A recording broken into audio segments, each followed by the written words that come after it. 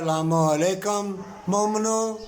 اب بدکار لوگ ہوں گے، بدکاروں کی تعریفیں ہوں گی،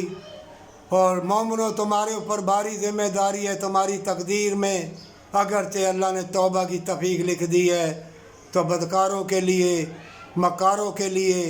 جو تمسخر اڑاتے ہیں نیک بندوں کا، ان کے لیے تم نے دعا کرنا ہے، اسی میں تمہاری نجات ہے۔ اللہ مومنوں کی دعا رد نہیں کرتا۔ اللہ مومنوں کو دکھائے گا کہ دیکھو زناکار زنا کر رہے ہیں، بدکاری کر رہے ہیں، تمسخر اڑا رہے ہیں، اپنا لباس خود اتار رہے ہیں چھوٹی سی زندگی میں۔ ان کو معلوم نہیں کہ قیامت بھی آئے گی، اور قیامت سے پہلے قیامت، موت سے پہلے موت، اور بیماریاں بھی آ رہی ہیں، آئیں گی، مرتے بھی دیکھو گے، ایکسیڈنٹ بھی دیکھو گے، ہسپتال میڈیکل بڑے بڑے دیکھو گے، اور کرونا وائرس کی وبا اور کئی بیماریوں کی وبا آئیں گی، اربوں مریں گے، اور جنگ بھی ہوگی،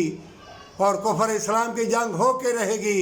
مومنو، اس چھوٹی زندگی میں اگر تمہاری تقدیر میں توبہ اور دعا لکھی ہے تو ڈٹ جا، ان کے لیے دعا کر دے جو تمہارے لیے سامنے مٹ رہے ہیں،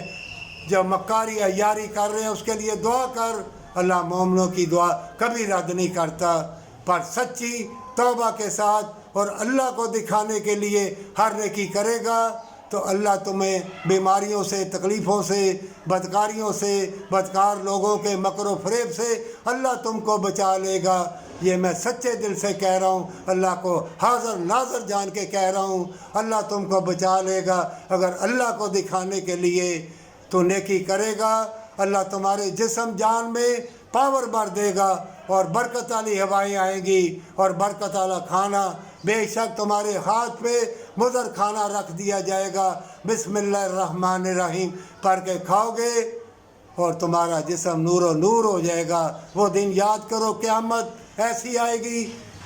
پہاڑ روئی بان کے اڑ جائیں گے، زمین و آسمان پھٹ جائیں گے، بارشیں ہوں گی 40 برس، پھر دوبارہ زمین و آسمان پیدا ہوں گے۔ اس وقت کو یاد کر کہ قرآن میں اللہ نے فرمایا ہے قیامت کا دن بڑا ہولناک ہوگا۔ اس ہولناک دن سے بچنے کے لیے جب قیامت آئے گی، بچے بوڑھے ہو جائیں گے،